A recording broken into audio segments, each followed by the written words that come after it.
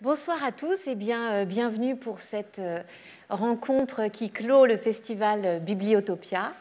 Et nous sommes très heureux de vous voir donc pour la dernière fois de cette 5e édition de Bibliotopia, festival consacré au care, aux soins. Et nous allons nous aventurer aujourd'hui sur le territoire fondateur de la famille, lieu fondateur, lieu intime et littéraire par excellence, lieu de la souffrance pour certains, mais aussi peut-être du soin premier et du soin ultime. C'est la question que je vais poser et que l'on va se poser avec nos deux écrivains aujourd'hui. Salomé Kiner, bonjour, vous êtes journaliste et écrivain et journaliste.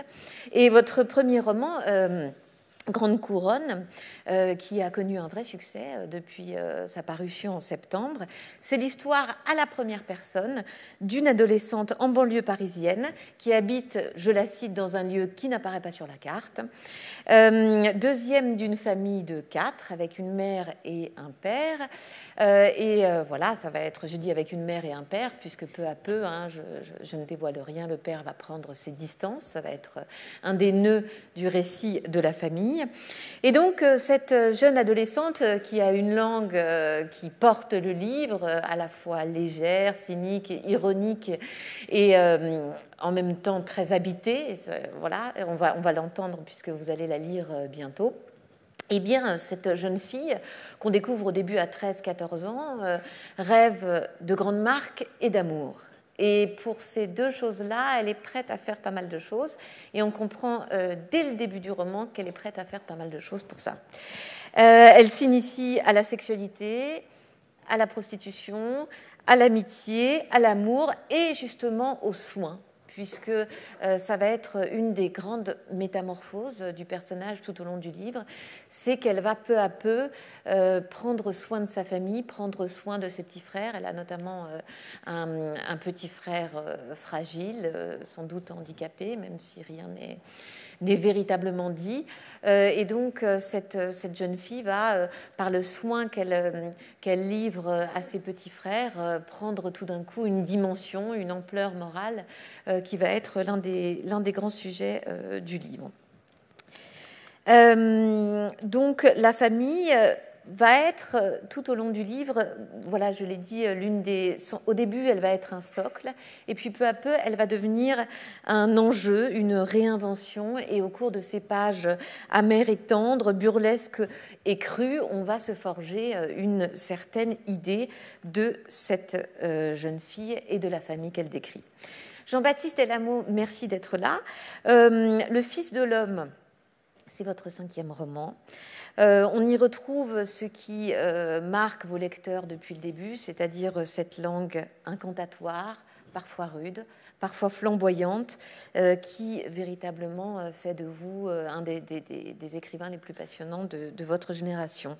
Cette langue, elle portait Règne animal en 2016, Couronné du livre inter, mais aussi Une éducation libertine, et pour ceux qui, en 2008, qui était votre premier roman et qui a été donc couronné du Goncourt du premier roman. Alors, Le Fils de l'homme, il s'ouvre par une épigraphe de Thieste, Thieste de Sénèque, qui est sans doute, je le disais, l'une des tragédies les plus noires et les plus cauchemardesques qui a été écrite à Rome. Et ça révèle bien la nature du roman. Je pense qu'on peut dire que Le Fils de l'homme est une tragédie. Il est écrit comme une tragédie et il est tendu jusqu'au bout vers la violence et vers l'accomplissement d'une fatalité qu'on peut imaginer dès le début. L'histoire est simple, elle est volontairement proche de la mythologie. Après des années d'absence, un père ressurgit dans la vie d'un fils et de sa mère. L'enfant a 9 ans. Il a été élevé jusque-là par sa mère. Ce père, il en a connu des images, des photos, une lointaine résonance.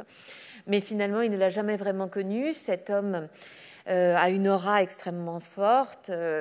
On sent l'ombre de la violence l'entourer, mais aussi l'ombre d'une certaine virilité, l'ombre d'une certaine histoire, une histoire sociale, une histoire d'amour aussi entre la mère et le père. La vie est difficile pour cette femme, on va en parler, qui doit travailler et élever seule cet enfant. Elle fait des ménages, c'est une femme épuisée. Et malgré les souvenirs douloureux qu'on découvre tout au long du livre, elle va choisir de revenir avec cet homme et de partir dans un lieu central du roman, qui est Les Roches, une maison plus ou moins abandonnée dans les montagnes. On comprend que c'est les Pyrénées. C'est un lieu très difficile à rejoindre. Et donc, il va y avoir dans ce lieu un huis clos extrêmement tendu entre le fils, la mère et le père. Ce huis clos va amener la violence, mais va aussi amener une certaine épiphanie pour le jeune garçon qui va s'ouvrir à la nature, qui va s'ouvrir à la rencontre avec ce père aussi. Voilà. Et donc jusqu'à l'affrontement ultime du fils et du père, mais je n'en dirai pas plus. Première question à vous deux, avant de commencer à parler de vos livres. Le titre, donc, c'est « Famille en détresse ». Vous, écrivain, partagez-vous cette rage d'André Gide contre la famille, le fameux « famille, je vous hais », et diriez-vous que la famille est toujours une malédiction pour un écrivain ? Ou au contraire, et vos livres pourraient en témoigner, la famille est pour vous un lieu d'inspiration auquel vous reviendrez sans cesse, peut-être dans votre vie d'écrivain. Salomé.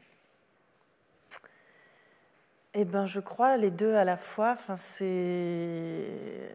j'irais peut-être pas jusqu'à dire une malédiction, mais en tout cas, je trouve que c'est un vivarium très intéressant pour observer ce qui, moi, m'intéresse dans des personnages, c'est-à-dire toute l'ambivalence. C'est qu'il y a de l'amour et de la haine, il y a quelque chose d'omniprésent, d'inévitable, et en même temps qui est régulièrement fui. Donc je trouve que il y a vraiment des forces tout à fait contraires qui se traversent dans ce petit enclos, qui me paraît... Et puis par ailleurs, je trouve que c'est une structure qui est fascinante, puisque c'est une structure qui est omniprésente, c'est-à-dire que vous avez une famille, en général, c'est problématique, mais vous n'en avez pas, c'est problématique aussi. Donc, et c'est à la fois naturel, puisque c'est le premier environnement social qu'on connaît, et en même temps extrêmement artificiel, parce que finalement, c'est deux étrangers qui se réunissent pour se reproduire. Donc je trouve qu'il y a beaucoup de nœuds potentiels d'affect et romanesques là-dedans. Donc oui, ça me passionne. Baptiste ? Oui, je partage le même point de vue. Je trouve que c'est un théâtre inépuisable pour un romancier. C'est le lieu, certes, qui nous constitue, qui nous construit, mais c'est aussi le lieu des silences, des non-dits, des transmissions tacites. Et bien évidemment, il y a une portée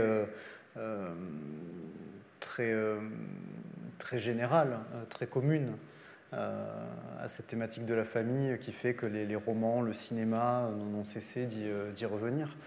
Et puis oui, pour un romancier, c'est sans doute aussi une malédiction, parce qu'à partir du moment où on écrit, on doit assumer aussi ce qu'on écrit au regard de sa famille. Et inversement, le surgissement d'un écrivain dans une famille, c'est aussi un bouleversement, très souvent, parce que cette famille-là se retrouve contrainte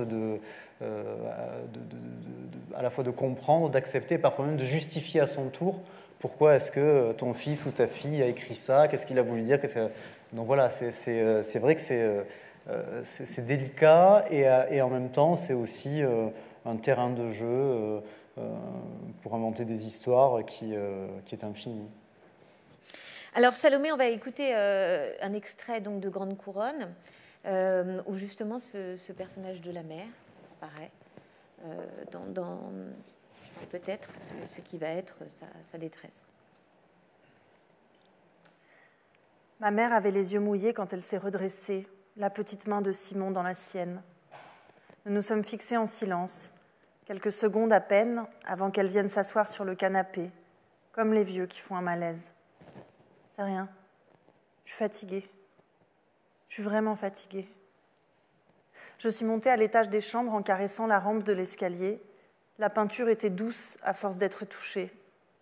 Cette histoire de fatigue, je trouvais ça bizarre.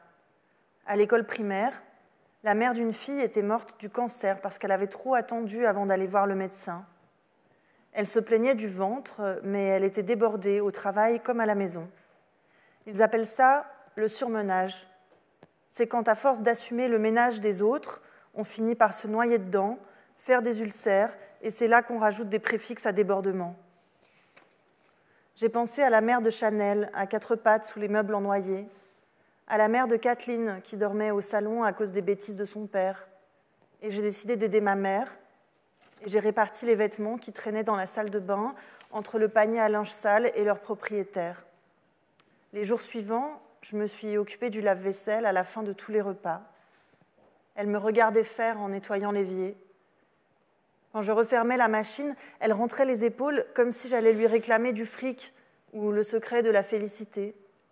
Je voulais juste savoir si ça allait, mais j'ai vite arrêté parce que j'ai remarqué que cette question aussi lui faisait venir les larmes. Alors, en vous écoutant, évidemment, ce qui a dû vous frapper, c'est que vous réussissez à nous faire entendre la voix de cette jeune fille. Vous êtes vraiment à hauteur d'enfant. Diriez-vous que Grande Couronne est un vrai roman d'apprentissage? Et si oui, qu'est-ce qu'elle apprend, cette jeune fille, tout au long du livre? Je pense que l'adolescence est un âge d'apprentissage, donc écrire un roman sur l'adolescence amène nécessairement, parce que c'est une période de première fois, et vous l'avez dit dans l'introduction, elle va se frotter à énormément de premières expériences professionnelles, amoureuses, sexuelles, familiales. Et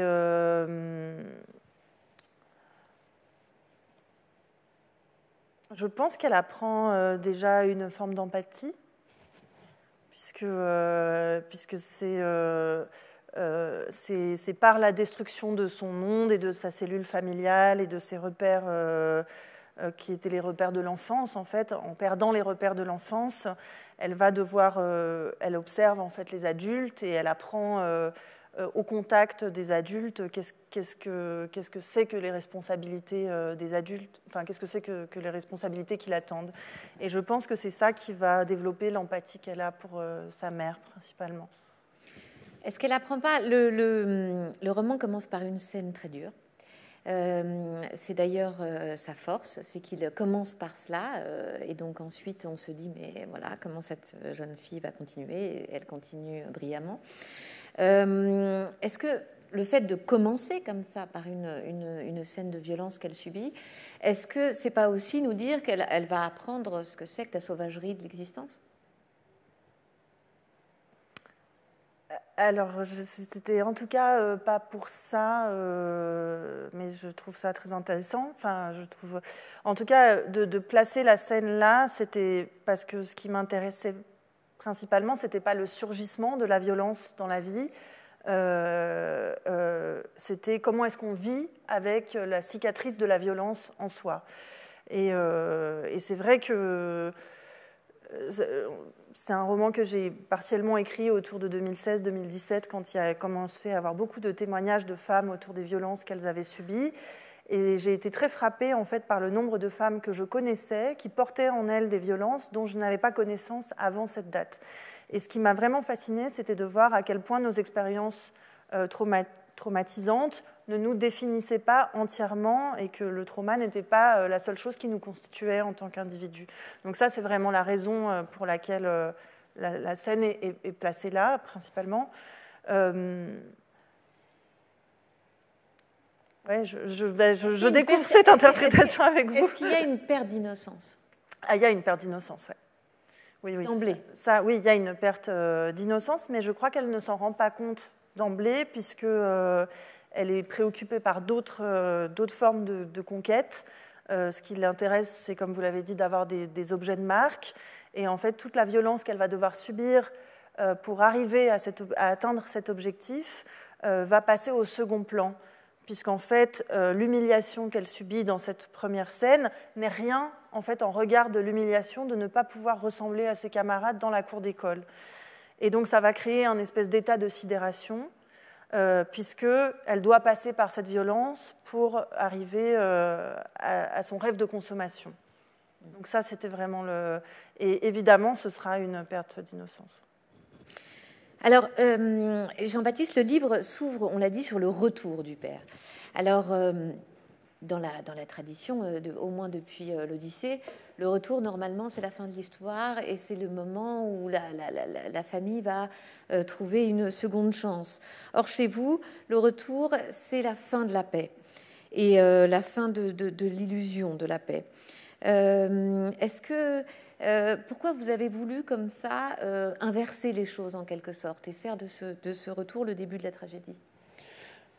Très rapidement, en écrivant ce texte, dont l'intrigue est relativement ténue, puisque c'est le retour de cet homme qui décide de les entraîner dans cette montagne, j'avais 3 personnages, une quasi-unité de lieu, dont la question de la structure romanesque s'est vite posée. Comment est-ce que j'allais entretenir un semblant de suspense, en tout cas une intrigue? Comment est-ce que j'allais donner accès au lecteur à une forme de compréhension de ce qui a précédé justement le retour du père et de ce qui a uni la mère et le père à un moment donné de leur vie. Et il m'a semblé justement que respecter une linéarité ou une chronologie, ce n'était pas la chose la plus adroite à faire. Ce qui était intéressant, c'est que tout soit vu dans un premier temps du point de vue de l'enfant, qui lui ne se souvient pas de la présence du père. Et je voulais placer finalement le lecteur au même endroit. C'est-à-dire que le lecteur, il est cueilli comme le gamin au même instant du retour de cet homme qu'on ne connaît pas, dont on ne connaît pas les motivations, et on ne comprend pas pourquoi est-ce que la mère va accepter de le suivre. Et ce n'est qu'au fur et à mesure qu'on va découvrir ce qui, dans un premier temps, restait dans des zones d'ombre. Et c'est comme ça qu'en fait, pour moi, la structure du texte est née et qui m'a semblé que ça donnait au lecteur l'envie de poursuivre, peut-être, pour essayer justement de percer le mystère qui nimbe un peu le début du roman. Je parlais de perte d'innocence, mais est-ce qu'on ne pourrait pas dire aussi qu'il y a une perte d'innocence au début du livre, d'une part pour l'enfant qui a vraiment un paradis perdu dans le lien avec la mère, mais pour la mère aussi qui accepte ce retour comme un renoncement? Pour l'enfant, c'est certain. On le sait bien, toutes les enfances se fracassent à un moment donné contre la réalité du monde, contre la réalité de l'âge adulte. Et plus j'avance, moi, à travers mes livres, plus je me rends compte que c'est ce point précis, cet instant de bascule qui me fascine en tant que romancier et que j'ai envie d'explorer parce qu'elle me semble à la fois parler à chacun de manière très intime. On a tous connu cet instant-là où on prend conscience véritablement du poids du monde, de ce qui nous attend. Alors, on ne le rencontre pas tous au même âge, mais néanmoins, on en fait tous un jour ou l'autre l'expérience. Et puis, sur un plan symbolique, ça me semble aussi dire quelque chose de notre humanité collective. J'ai l'impression qu'il y a 2 niveaux de lecture. Et pour moi, ce texte-là, à la fois, je l'ai pensé comme une histoire ordinaire, intime, l'histoire d'une famille, mais j'ai aussi voulu l'aborder sous le prisme presque d'une forme de mythologie et qui est une symbolique qui nous parle de ce que nous sommes en tant qu'espèce humaine. Alors, Salomé, pour revenir à ce terme de détresse, qui est donc le thème du débat. La détresse, c'est celle de la mère qui peu à peu apparaît. Et donc, vous l'abordez avec ce ton vraiment propre au livre, qui est doux, amer, pourrait-on dire. Diriez-vous que c'est aussi ça que vous vouliez raconter dans le livre? C'est un peu dur à dire, mais l'effondrement d'une femme. Oui, et c'est drôle parce que en vous entendant dire la détresse, j'ai vraiment pensé au détricotement, enfin détresser quelque chose. Et c'est ce qui se passe en fait. La famille se détresse avec le départ du père, puis le départ de la sœur. Donc il y a quelque chose d'un liant qui se décoagule comme ça. Et qui était important pour moi, plus que de raconter, parce qu'en fait, la détresse de la mère, je peux la voir de plusieurs façons, et souvent, je la vois comme un passage à vide, parce qu'on me dit parfois, mais cette mère extrêmement dépressive. Non, pour moi, c'est un passage à vide. Ce qui est important, c'est que c'est la détresse d'une femme vue par les yeux de sa fille, qui est une jeune adolescente, qui rêve d'amour, de tomber amoureuse, et qui cherche cet amour à l'extérieur, dès qu'elle sort dans la rue, dès qu'elle voit à son école, voir des garçons, et qui, dès qu'elle rentre chez elle, voit l'échec de l'amour, puisque son père a quitté le domicile pour une autre femme. Et donc, je trouvais que c'était... parce que c'est aussi souvent un âge où l'adolescence, où les parents... qui ont fait socle pendant toute l'extrême enfance des enfants, commencent à envisager la séparation quand c'est quelque chose qui était, qui était sous-jacent depuis longtemps. Et donc c'est assez courant en fait à cet âge-là d'être à la fois confronté à ses premiers émois amoureux et en même temps à comprendre en fait que l'amour ne correspond pas tout à fait à l'idée qu'on peut s'en faire. Donc ce qui était important pour moi, c'était de voir une femme par les yeux de sa fille qui a à la fois un élan de vie vers l'amour et en même temps qui prend conscience de sa nécrose, quoi.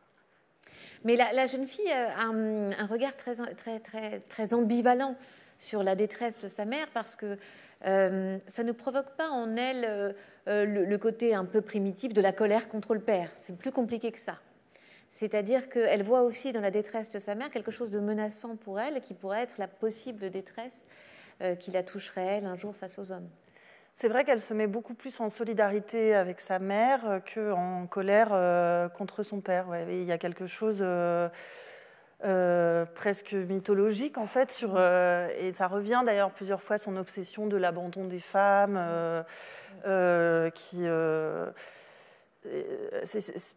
pour moi, c'est sûr que ce livre, il est aussi... moi, je viens de plusieurs générations de femmes, de mères célibataires, et donc d'un constat que c'est beaucoup plus difficile pour une femme de refaire sa vie après un certain âge, de certaines inégalités qu'en cas de séparation, 85% des familles monoparentales sont tenues par des femmes. Donc, ça, c'est les chiffres d'aujourd'hui, hein, et ça a baissé. C'était pire à l'époque du roman, en 99. Donc, il y avait aussi quelque chose qui était que la vie d'une femme est quand même plus marquée par les responsabilités de la famille et de la maternité, de la parentalité, pèse plus lourd, plus lourd sur les épaules des femmes que des hommes, dans une grande majorité des cas. Et donc, il y avait aussi cette envie de raconter ces personnages-là. Alors Jean-Baptiste, c'est vrai que c'est frappant dans votre livre, vous ne faites pas de roman psychologique, donc l'intériorité des personnages est comme dans un mythe, elle reste toujours dans une demi-obscurité. Je pense notamment à la mère, qui est le personnage en détresse intérieure et physique. Et cette femme, finalement, comment est-ce que vous avez pensé écrire son affaissement, puis son drame dernier, en refusant le roman psychologique? J'ai toujours aimé, en tant que lecteur, les personnages qui se situent dans des zones de gris. Autant pour le personnage de la mère que pour le personnage du père, je ne voulais vraiment pas les approcher de façon manichéenne. J'étais plutôt dans l'idée à la fois par exemple, je ne voulais pas que le père soit uniquement un salaud, ça me semblait trop facile. De même, je ne voulais pas que la mère soit uniquement une victime non plus, ça me semblait trop évident aussi. J'avais envie qu'il navigue comme ça dans des eaux un peu incertaines, et que du coup, ça crée aussi chez le lecteur un questionnement, voire éventuellement une forme de malaise aussi, de savoir pourquoi est-ce qu'elle accepte finalement de façon tacite le retour de cet homme. Est-ce qu'elle avait vraiment la possibilité de le lui refuser, ou est-ce qu'une part d'elle la précipite finalement dans la gueule du loup? C'était ça qui me plaisait en fait dans l'idée d'aborder ce personnage-là. Cependant, dans ce trio, il était évident pour moi que l'amour véritable ne pouvait être trouvé que dans la relation à la mère. C'est-à-dire que le père, lui aussi, qui, comme je disais, n'est pas uniquement un salaud et qui est sans doute aussi habité en partie par des intentions louables, celle de renouer avec cette femme, celle de tisser une relation avec son fils, ce désir-là, chez lui, est toujours empêché par la violence qui couve. En revanche, chez la mère, la relation est toujours un espace d'apaisement, quand même, où l'enfant va trouver quelque chose qui est véritablement de l'ordre de l'affection. C'est une parenthèse, et d'ailleurs, les seuls moments, je dirais, de bonheur rencontrés dans ce roman, qu'il faut dire quand même assez noir, les seuls instants d'apaisement et de lumière sont des instants de complicité partagée avec la mère. Quand ils vont se baigner dans ce torrent, quand il y a une proximité entre les deux qui leur permet de se rejoindre et finalement de faire barrage à la présence du père. Oui, alors ce qui est intéressant, c'est que la fatalité, et on a vraiment le sens, on a vraiment l'impression comme ça qu'il y a une force invisible qui traverse le livre. C'est pour ça qu'on peut vraiment parler de tragédie. Mais la fatalité n'est pas celle qu'on imagine, parce que souvent les romans tragiques sur les couples sont des couples passionnés et puis ensuite la violence surgit. Là, il y a une généalogie de la violence. C'est-à-dire que l'homme, et on comprend peu à peu pourquoi dans le livre, est presque condamné aux gestes violents. Oui, j'ai l'impression que ces personnages, comme ceux d'ailleurs de Salomé, sont des personnages qui se débattent avec des déterminismes qui sont des déterminismes sociaux et familiaux et qui en partie d'ailleurs leur échappent. C'est-à-dire qu'ils ne sont conscients que dans une certaine mesure de ce qui profondément les motive. Et en ça, c'est vrai que j'ai essayé d'éviter la psychologisation parce que j'étais plus intéressé par l'idée que le lecteur devait lui aussi être dans une forme d'aveuglement, en fait, essayer de comprendre quelque chose de ces personnages qui restent par moments insaisissables, en fait.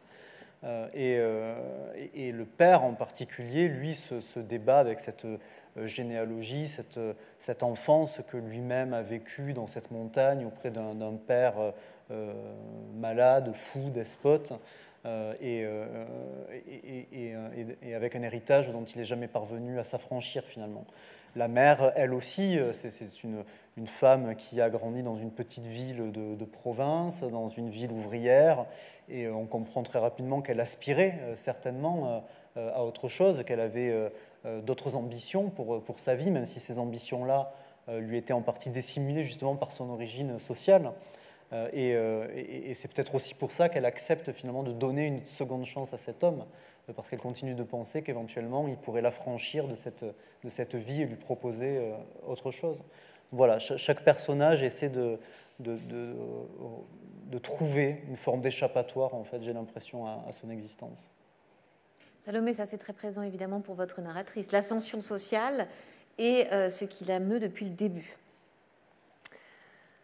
Oui, et c'est drôle parce qu'en entendant Jean-Baptiste parler, je pensais dans ton livre, les personnages n'ont pas de prénom. Et moi, dans mon livre, ils ont souvent plusieurs prénoms.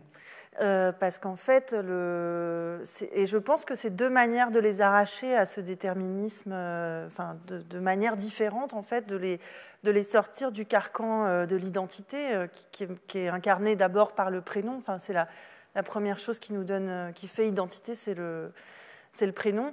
Et en fait, comme il change, dans Grande Couronne, le fait qu'il change de prénom, c'est aussi une manière de changer rapidement, de changer sans grand bouleversement d'identité. Et l'ascension sociale, elle passe aussi par là pour elle. Et de cette narratrice, je ne donne jamais le vrai prénom. Et son surnom, son nom de travail, c'est Tennessee, qui est bien sûr une référence à Johnny Hallyday, ce désir fou de vivre une autre vie. Et je crois que c'est ce qu'il a... Évidemment, c'est plus que l'ascension sociale, c'est vraiment d'échapper au lieu d'où elle vient. Alors évidemment, d'échapper pour un endroit meilleure, enfin plus désirable en tout cas, mais ça commence par une fuite avant de calculer. En fait, j'ai l'impression qu'elle s'en fiche un peu de savoir où elle va arriver du moment qu'elle s'arrache à ce lieu. Mais je me demande même si est-ce que vraiment ils sont capables d'imaginer ce vers quoi ils voudraient aller. C'est comme si socialement déjà on était prédéterminés à ne pouvoir envisager qu'une certaine classe sociale, qu'une certaine catégorie socio-professionnelle, qu'il y avait comme ça une espèce de mur de verre qui empêchait même à l'esprit de se projeter dans un autre type de vie. Ouais. C'est très vrai pour la jeune fille qui est un peu formatée, on dirait. Oui. Oui, elle aspire à autre chose, mais forcément pour elle ça va passer, parce que ça va être les marques qu'elle va convoiter, ça va être, voilà, il y a quelque chose d'une forme d'aveuglement qui est là aussi un déterminisme social, je crois. Et puis quand vous dites ce lieu d'où elle vient, c'est quoi ce lieu d'où elle vient? Est-ce que c'est la classe moyenne pavillonnaire de banlieue? Est-ce que c'est, parce que vous parliez d'identité, cette famille, on comprend qu'elle est sans doute juive, mais vous le dites jamais, eux-mêmes ont un peu renoncé au rituel, on a l'impression, donc est-ce que c'est ça? Est-ce que c'est l'échec du couple et de la grande famille? Est-ce que c'est même la famille? À quoi elle essaye vraiment d'échapper? Alors, je crois que la question de la judaïté fait partie de cette... comme vous dites, on comprend, mais c'est jamais vraiment dit et c'est jamais transmis non plus. Elle n'a pas reçu de transmission. C'est aussi un couple mixte, donc il y a cette espèce de dualité culturelle qui est souvent... qui peut être une expérience qui fragmente aussi, où on ne sait pas très bien qui est-ce qu'on est vraiment...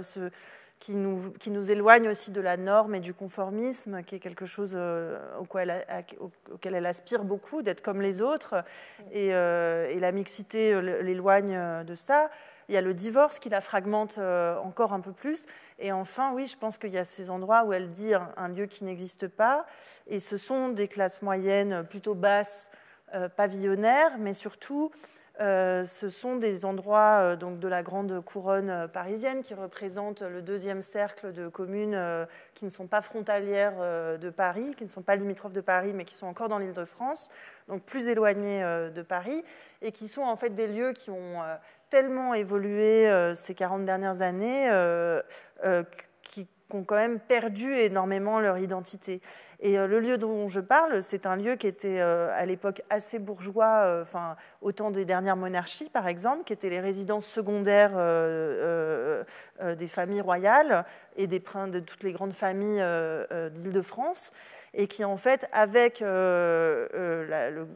l'explosion démographique de l'Île-de-France, en fait, ont complètement perdu leur identité patrimoniale pour devenir un petit peu ce qu'on appelle des cités dortoirs, donc des endroits où les gens s'installent plutôt par intérêt économique, mais qui du coup n'ont pas vraiment d'identité.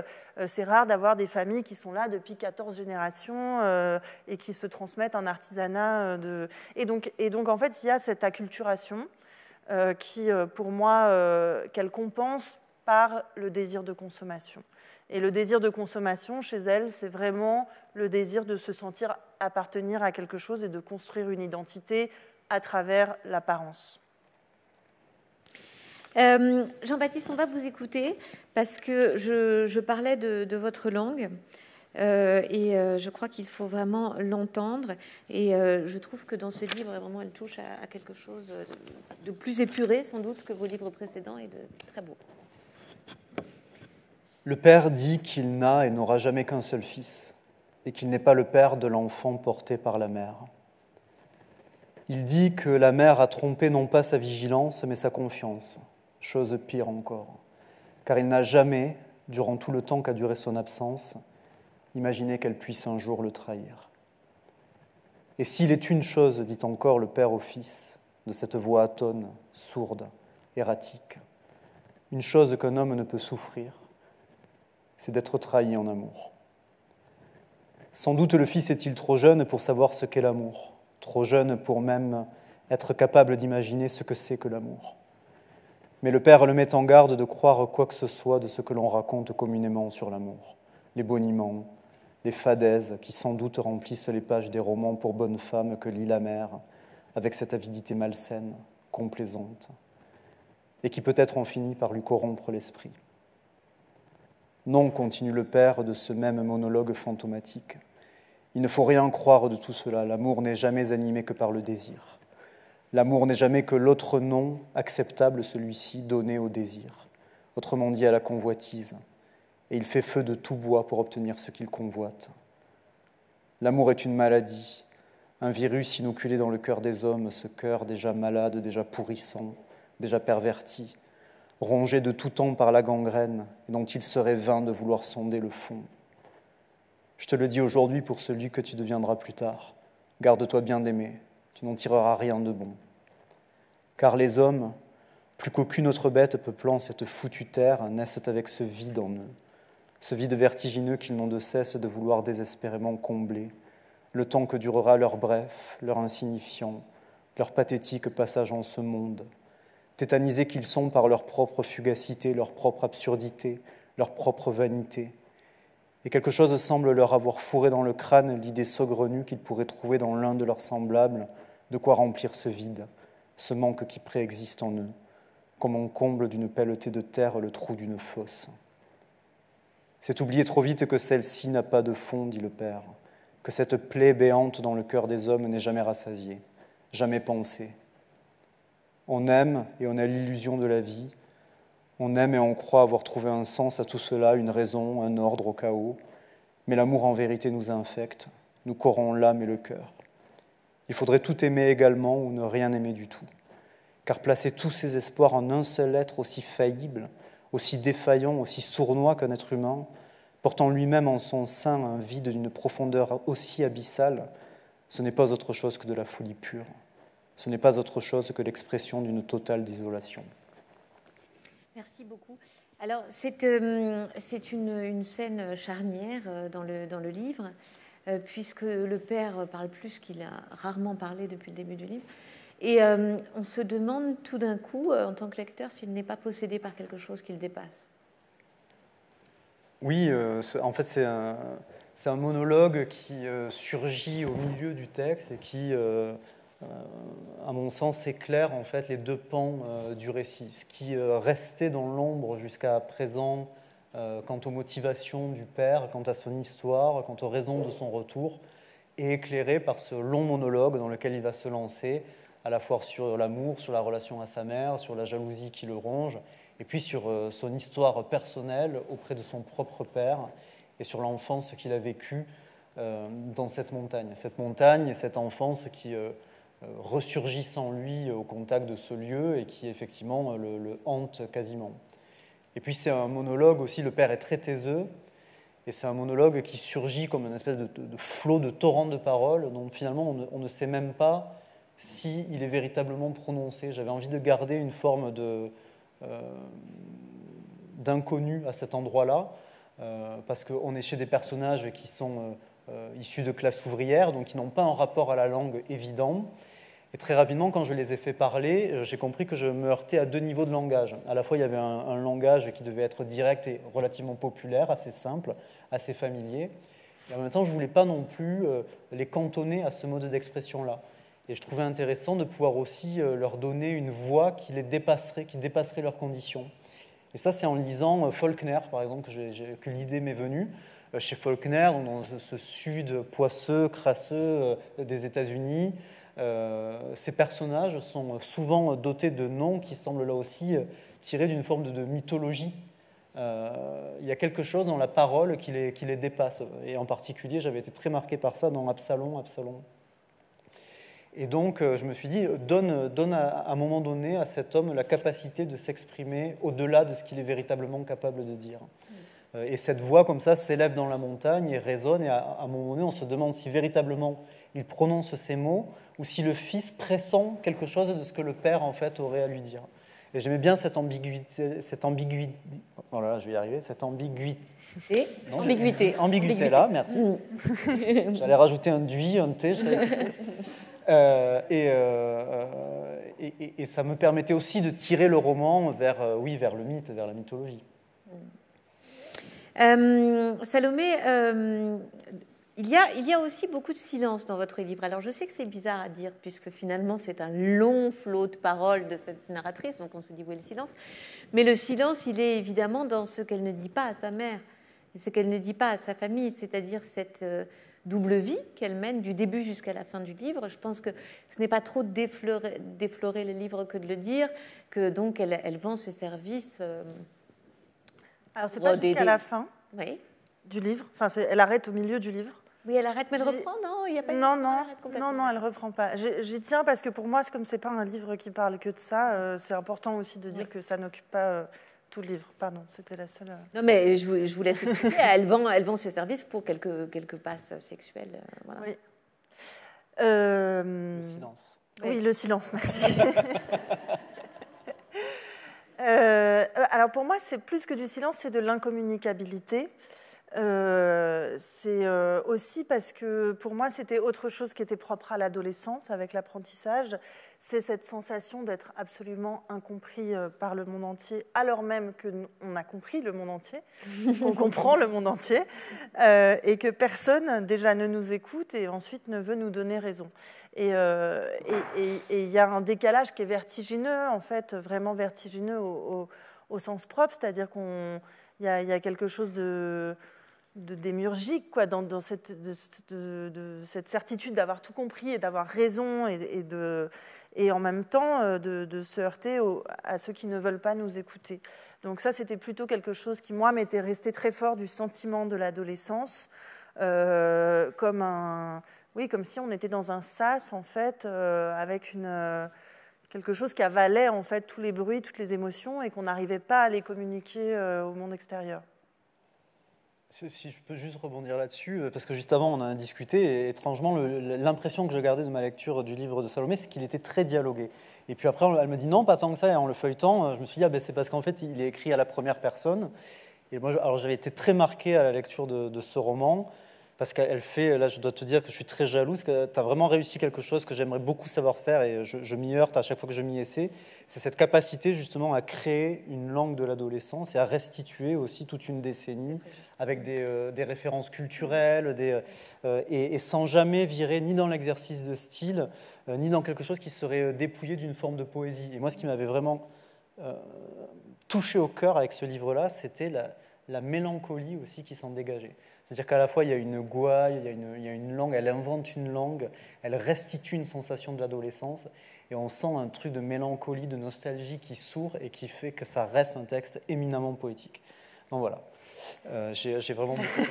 Non, mais c'est très juste cette histoire, et notamment dans le rapport à l'amour, puisque la dernière histoire d'amour qu'elle a, c'est une histoire incroyablement mélancolique.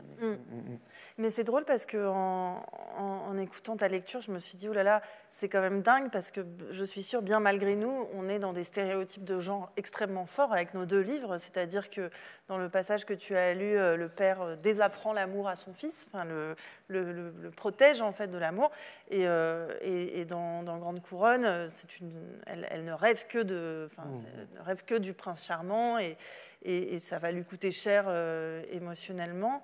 Et j'ai l'impression que malgré ça, le silence, il vient de ce que ces deux aspects enferment en fait nos personnages dans justement le stéréotype, et donc les coupent d'une forme de réalité qui les réduit au silence, ou en tout cas au silence émotionnel. Enfin, c'est ce qui m'est apparu en entendant la lecture. Je dis justement parce qu'ils sont tellement mus par ces déterminismes de genre, en fait, qui finissent par être isolés dans une idée de ce qu'est l'amour ou dans une idée de ce qu'est le désamour. Et je crois que le silence, il vient de là, en fait, de cette perte de contact avec la réalité dans les deux cas, et qui fait qu'il n'y a plus de mots, et il n'y a plus de rien qui correspond pour nommer en fait ce qu'ils sont en train de vivre, puisque ça n'existe pas. Alors le silence de l'enfant, chez vous, Jean-Baptiste, il est quand même très paradoxal. Parce que d'un côté, on peut se demander si c'est le silence d'un enfant dévoré par le père, et là on revient à Thieste, ou alors si c'est un silence parfois, vous disiez il y a peu de moments de bonheur sinon avec la mère, il y a aussi des moments de bonheur de l'enfant face à la nature.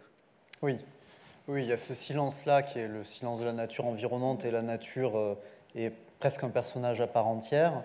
Et pour l'enfant, c'est à la fois un éveil à une forme de sensorialité, voire de sensualité, et c'est aussi cette nature qui l'entoure, elle va être tour à tour protectrice ou menaçante, très indifférente au drame qui se noue. Mais pour le fils, voilà, c'est comme un contrepoint en fait à la présence du père. Donc il y a ce silence-là qui est un silence bienveillant, dirons-nous. Et puis il y a le silence qui l'oppose au père. C'est vrai que c'est un enfant qui lui aussi est assez taiseux. Et pour moi, j'ai toujours pensé, alors déjà dans mon livre précédent, dans Règne animal, le dernier enfant de la lignée, donc c'était sur 5 générations, était un enfant, alors on ne sait pas s'il était muet, mais en tout cas il ne parlait pas. Il avait fait le choix de ne pas parler. Et c'était une façon pour lui de refuser en fait cette transmission de la violence qui se passait de père en fils depuis des générations. Et le Fils de l'homme, pour moi, il a vraiment été construit pensé comme une prolongation en fait de Règne animal, où j'avais essayé d'avoir justement une forme d'ampleur avec 5 générations, la traversée d'un siècle, etc. Et pour le Fils de l'homme, je me suis dit, change de focale, en fait, prends le contrepoint de ce livre-là, choisis une unité de lieu, 3 personnages, et vois ce que tu peux en tirer du point de vue de l'essence et des scènes fondamentales. Mais cet enfant silencieux est quand même ressurgi. Et pour moi, c'est aussi à nouveau une façon de refuser quelque chose de la transmission des pères aux fils, d'une forme de ce qu'on appelle aujourd'hui une masculinité toxique, on dira. C'est un rempart en fait à la violence. Et la mère, elle aussi, est relativement silencieuse, et très souvent, elle va s'interposer physiquement entre le père et le fils et essayer de faire barrage par son silence et par son corps à la violence du père. Alors, Règne animal, si je me souviens bien, s'ouvrait par un accouchement. Enfin, une fausse couche. truie qui mettait à bas. Oui, enfin, c'était une femme qui mettait bas dans une porcherie. Ah pardon, c'était une femme qui... Et les cochons mangeaient... Désolée, je l'ai lu à l'époque. Donc c'est pas le cochon qui accouche, c'est la femme. Le cochon qui mangeait le bébé. C'était déjà une comédie. Non mais pour vous dire que c'était une scène extrêmement marquante dans sa noirceur. Et là, le livre se termine sur une scène extrêmement marquante dans sa noirceur, autour d'un accouchement aussi. Oui. Donc, oui, j'ai un problème avec les accouchements. Est-ce que vous voulez nous parler d'accouchement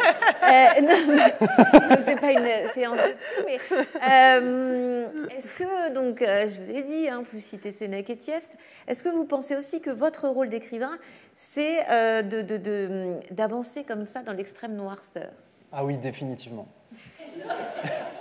Définitivement. Pour moi, la littérature, c'est à la fois un outil pour essayer de comprendre quelque chose de notre humanité, et force est de constater, sans doute parce que je suis de nature fondamentalement pessimiste, que notre humanité est pétrie de violence, et d'une violence qu'elle ne cesse de répéter jusqu'au point de s'y détruire. Et puis c'est aussi une façon, la littérature, de transcender quelque chose de cette condition-là, à la fois d'essayer de la sonder, de la mettre à jour si tant est que ce soit possible, et aussi de transcender cette violence. Donc moi, en tant que lecteur, j'ai toujours cherché les livres qui me dérangeaient, les livres qui me déstabilisaient, qui me heurtaient, ceux que j'étais obligé de refaire, mais d'ailleurs pas forcément pour le sujet. Parfois, c'est des questions formelles aussi qui peuvent me heurter. La première fois qu'on s'essaie à lire Faulkner ou Ulysse de Joyce, ou Antonio Lobo Antunes, où il y a des livres comme ça qui nous résistent, ou Sous le volcan de Laurie. Voilà, il y a tout ce qui me résiste dans la littérature et ce vers quoi je vais spontanément, ce qui me plaît.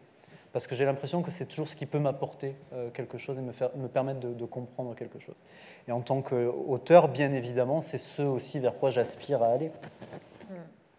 Mais avec des scènes d'horreur, est-ce que par exemple Sade fait partie de ces auteurs comme ça où vous êtes allé? Oui, la lecture de Sade, pour moi, a été fondatrice à l'adolescence, parce que en fait, j'ai compris que la littérature était le territoire de tous les possibles, qu'il y avait quelque chose dans la littérature qui touchait éminemment à la poésie et qui permettait d'explorer la physicalité, le corps en tant que vaisseau de notre humanité, dans toute sa complexité. Voilà, donc ça a été quelque chose qui en fait a débridé l'imaginaire pour moi, comme l'a été la lecture de textes comme Eden, Eden, Eden de Guyotat.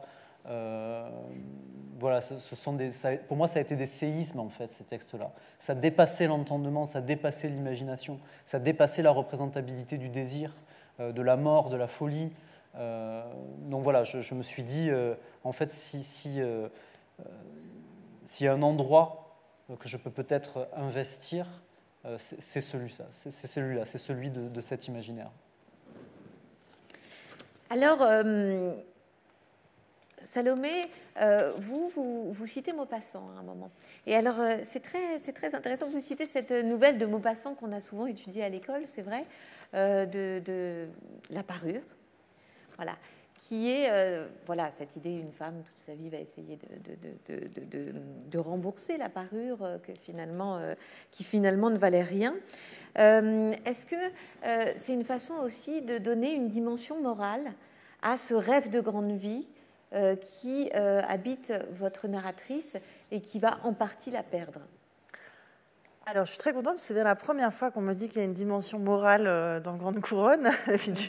C'est plutôt ce qui dérange, c'est l'absence de morale, mais justement, ça me donne juste envie de rebondir sur ce qu'a dit Jean-Baptiste. Je suis entièrement d'accord avec toi. Au-dessous du volcan, c'est aussi un livre qui a été très important pour moi.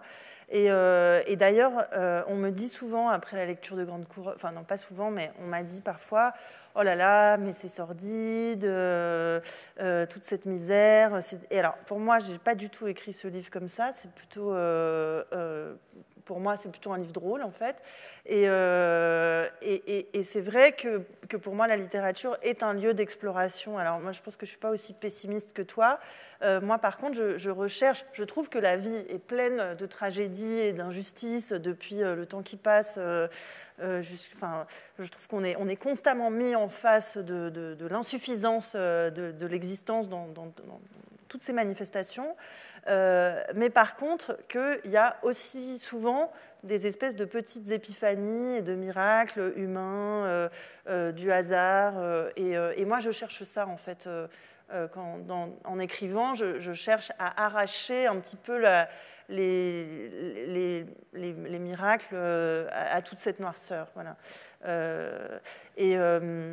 Et cette dimension morale, alors en fait, le réseau de prostitution qu'elle intègre, c'est le réseau Magritte, qui venait évidemment du tableau « Ceci n'est pas une pipe », puisque c'est un réseau où ils ne font que des fellations et de la masturbation. Et en fait, après la publication du livre, j'ai découvert qu'en fait, ce tableau s'appelait « La trahison des images ». Le titre de ce tableau, c'est la trahison des images. Et pour moi, c'était vraiment le sujet du livre, c'est la trahison des images. Et c'est peut-être ça, en fait, qu'elle apprend, pour en revenir à votre première question, à se détacher des images, mais de l'image de l'amour, comme des images publicitaires qui l'inondent et qui la remplissent de faux désirs.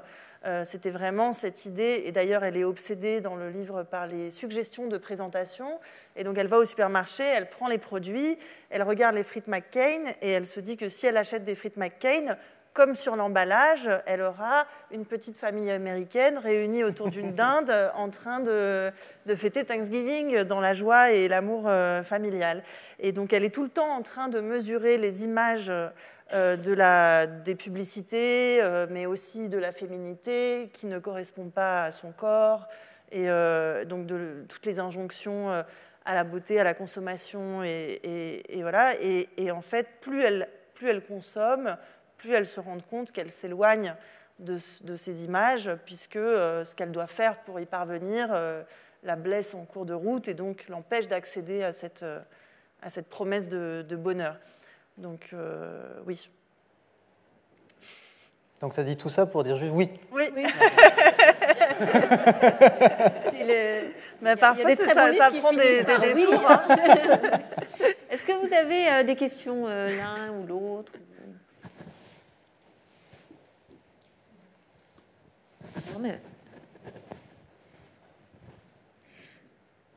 Non, toujours pas. Alors, pour revenir à notre thème, Salomé, le lieu on a l'impression que justement la famille va devenir peut-être le lieu du soin, de la renaissance, de la réconciliation. La dernière phrase peut nous faire croire ça. Est-ce qu'on a raison de croire ça?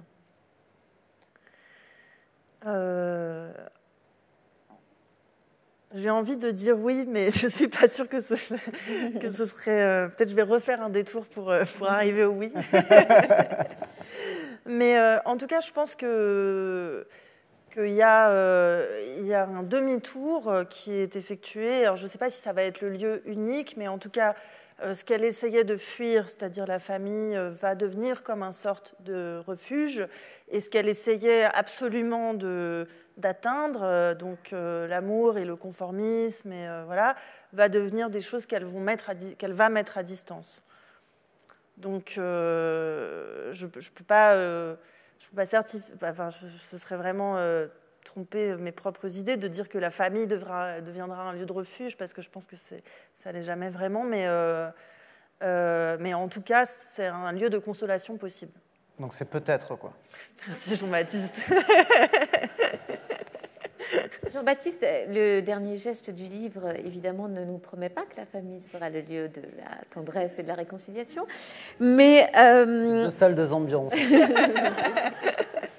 Mais est-ce que c'est pas, si on le prend d'un point de vue symbolique, est-ce que c'est pas une façon de nous dire que l'individu est peut-être l'écrivain et celui qui doit sortir de la famille, qui doit haïr les familles? Alors, je sais pas.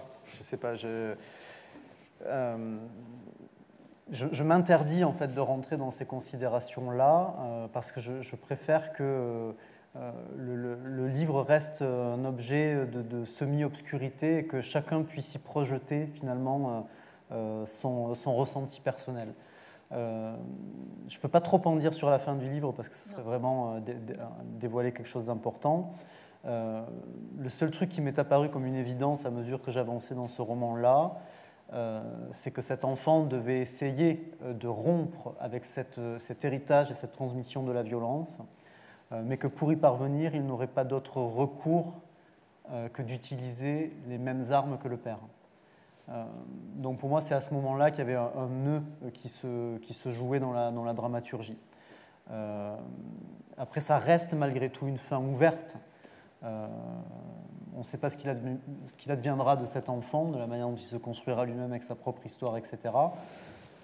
Donc, ça reste libre aussi à toutes les interprétations possibles. Alors, dernière question pour vous deux. Est-ce que la famille, sur le plan littéraire et romanesque, va, vous le pensez, devenir peut-être une fatalité pour vous? Est-ce que vous allez y revenir à l'avenir, pensez-vous? Oui. Oui, moi je pense que je ne peux plus écrire que sur ça en fait. Ah oui, c'est vrai. Oui, vraiment. Alors encore plus particulièrement l'enfance, alors soit l'enfance ou l'adolescence, mais en tout cas ce point de bascule et la cellule familiale. J'ai vraiment l'impression que, en fait, quand on est écrivain, on avance quand même vraiment à tâtons. Dans une forme de recherche d'une langue, mais aussi de recherche de ce qui nous constitue, des thématiques qui sont vraiment les nôtres, de ce qui nous meut, de la façon dont on va traiter nos obsessions. Et puis elles évoluent aussi à mesure qu'on écrit, qu'on arrive peut-être à résoudre certaines, à mesure qu'on vieillit. Mais il y a quand même des choses, je trouve, et très souvent, tu le verras sans doute par la suite, on s'aperçoit, et c'est une sensation très étrange, que tout était déjà contenu en germe dans le premier roman. Que les thématiques qui resteront étaient déjà présentes dans le premier livre. Et moi, plus j'avance, à la fois à la recherche formelle d'une langue qui soit singulière, qui soit la mienne, mais aussi de thématiques comme ça qui me seraient les plus proches, plus je m'aperçois effectivement que la famille doit être centrale et que sans doute elle le restera. Voilà. Vous avez commencé par citer l'épitaphe du livre de Jean-Baptiste. Et moi, le livre, ce qu'il y a écrit sur la première page, c'est la dédicace à ma famille. Donc, elle est quand même assez omniprésente. Et j'ai l'impression que c'est aussi très difficile d'éviter ce sujet parce que quand on s'intéresse à un personnage, on s'intéresse c'est très difficile de... Même dans tout ce qu'on lit, dès qu'il y a un personnage, il y a un arrière-plan familial et donc il y a des enjeux qui sont liés à la famille puisqu'on est aussi le produit de son histoire familiale. Et donc, je ne sais pas si ce serait vraiment un sujet central, mais en tout cas, je trouve qu'il est assez difficile à éviter. D'accord. Eh bien, merci à tous les deux. Merci à vous. Et vous allez signer en haut et on pourra tous prendre un verre en haut si c'était important.